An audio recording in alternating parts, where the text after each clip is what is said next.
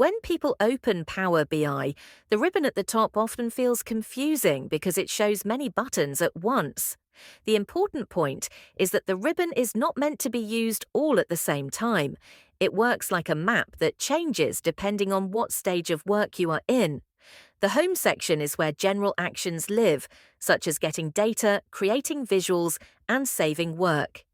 It is the starting point and the place you return to most often. Other sections exist because Power BI separates different types of work. This separation prevents users from changing the wrong thing at the wrong time. Understanding the ribbon as a navigation guide rather than a list of tools immediately reduces confusion and helps users move with purpose instead of clicking randomly.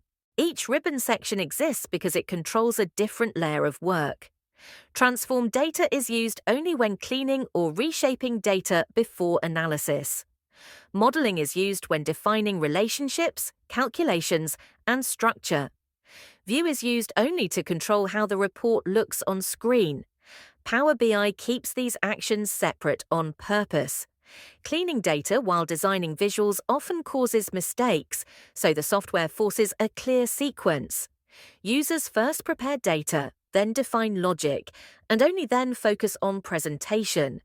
Once users recognize which ribbon section matches their current task, navigation becomes easier, training sessions move faster, and errors decrease.